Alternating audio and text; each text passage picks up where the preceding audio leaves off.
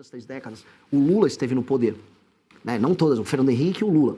E o petismo como um todo. E qual foi a decisão estratégica que a gente tomou? Montar um bloco anti-americano com Venezuela, espalhar, vamos dizer, aliados de esquerda. O Foro de São Paulo. O Foro de São Paulo. E do Foro de São Paulo fazer um alinhamento ridículo com a China. Aí falando em soberania. O que nós ganhamos em termos de soberania nessa aliança com a China?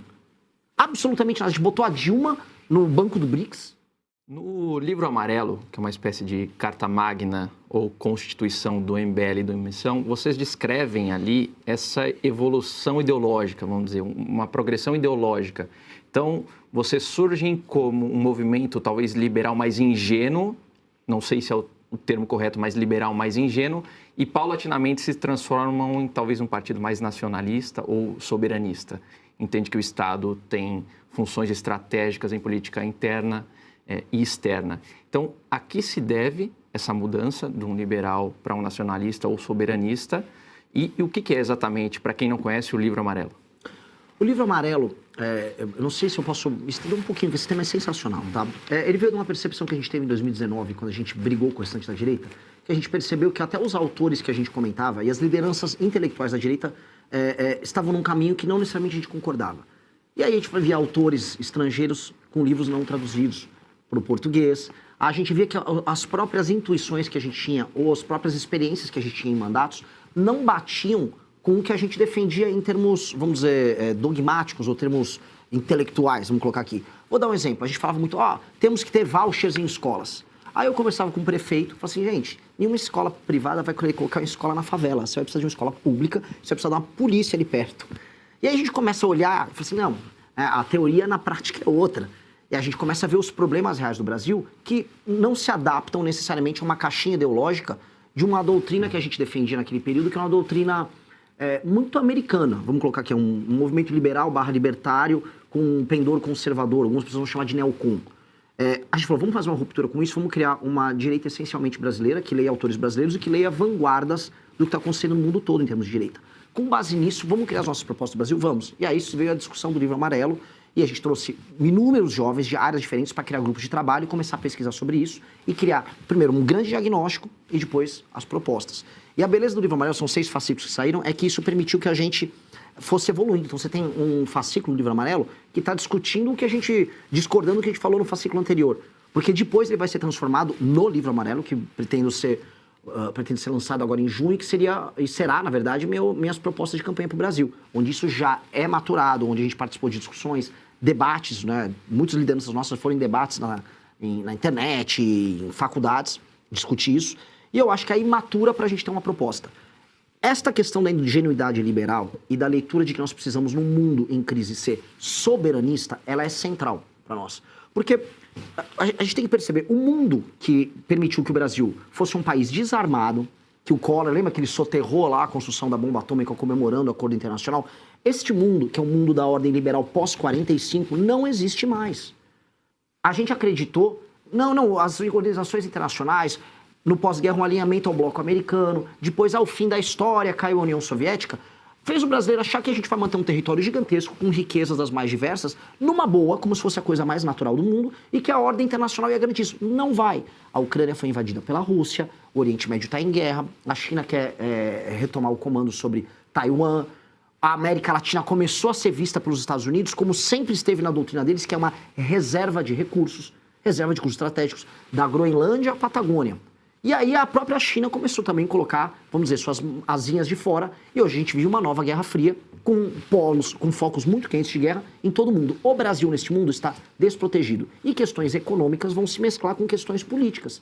Logo, vale a pena... Antes eu falava, privatiza tudo, privatiza a Petrobras. Será? Será que a gente tem que privatizar a Petrobras? Eu vi um pré-candidato Zema falando que ele resolve questões fiscais privatizando a Petrobras. Não concordo com isso. O mundo que fala em terras raras, está falando em petróleo, com os Estados Unidos gerando guerra, que faz preço e pressão inflacionária nos adversários deles na área do petróleo, porque petróleo gera pressão inflacionária, no mundo desses ter e controlar suas próprias reservas de petróleo e ter as suas operações de refino, faz sentido, porque não é mais o mundo das fronteiras abertas do mundo pós-45, é um mundo cada vez mais em guerra. Então a economia e a política andam juntos. Então certa ingenuidade que a gente tinha, tem que ser colocada para trás. Até porque o primeiro a abandonar a ingenuidade, só para avisar todo mundo, são os Estados Unidos. Os Estados Unidos, o governo americano comprou agora com o Trump 10% da empresa americana de terras raras que comprou a mina lá em Goiás. Então, assim, eles mesmos se adaptam a esse jogo. Os Estados Unidos se adaptam e cabe a nós nos adaptarmos também para o mundo novo. Certas premissas liberais, o Estado enxuto, redução de impostos, diminuição, vamos dizer, do peso do Estado sobre quem trabalha e produz, leis simples e claras, combate a privilégios, óbvio.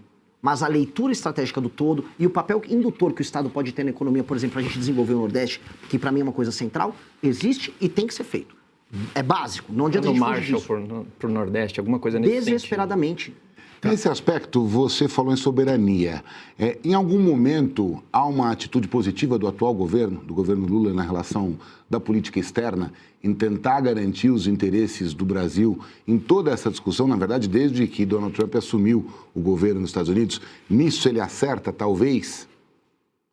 Uma boa pergunta, porque eu não consigo encontrar. Eu encontrei uma jogada de marketing do Lula no ano passado, naquele besteirol ali do Eduardo Bolsonaro, comemorando a taxação do próprio país. Mas o Lula fez marketing ali. E não houve negociações verdadeiras e sólidas. Inclusive, amigos meus que trabalham hoje no governo americano me relataram que o Lula passou uns piores momentos da vida dele hoje. Saiu pálido da reunião ali com o Trump. Até porque o Trump... Você teve essa impressão da imagem do Lula enquanto os ministros dele davam aquela pequena manifestação? Sim, e tenho informações também, assim, que foi muito ruim pro Lula. Foi muito ruim, porque o Trump também joga. O Trump é um negociador hábil. Recebeu o Lula, my friend, I love you, não sei o que, no telefone, e chegou, botou o Lula pra dentro de uma salinha. Foi 2 a 3 horas de reunião, não teve coletiva depois, o Lula saiu pálido. E por quê? Porque os Estados Unidos estão se impondo agora nas Américas. As Américas voltaram a ser do interesse americano. Os Estados Unidos não olharam para nós por pelo menos 3 décadas. Nesse período das 3 décadas, o Lula esteve no poder. Né? Não todas, o Fernando Henrique e o Lula. E o petismo como um todo. E qual foi a decisão estratégica que a gente tomou? Montar um bloco anti-americano com Venezuela, espalhar, vamos dizer, aliados de esquerda. O Foro de São Paulo. O Foro de São Paulo. E do Foro de São Paulo fazer um alinhamento ridículo com a China. Aí falando em soberania. O que nós ganhamos em termos de soberania nessa aliança com a China? Absolutamente nada. A gente botou a Dilma no banco do BRICS. Aí a China agora está falando em investir em infraestrutura aqui, fazer a famosa ferrovia bioceânica, ligando Ilhéus a Xangai. E aí ela quer fazer a ferrovia, ela falou, eu boto a grana, faço a ferrovia, mas eu quero comprar terras brasileiras, que é a necessidade delas. Não estou nem falando das terras raras, estou falando das terras agricultáveis. Porque a China quer escoar a nossa produção, dá o bypass no canal do Panamá. E o governo Lula está no meio, legal. Como é que é?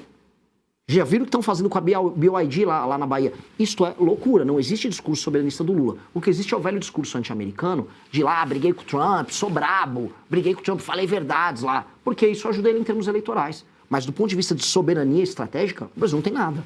Tawane, sua pergunta.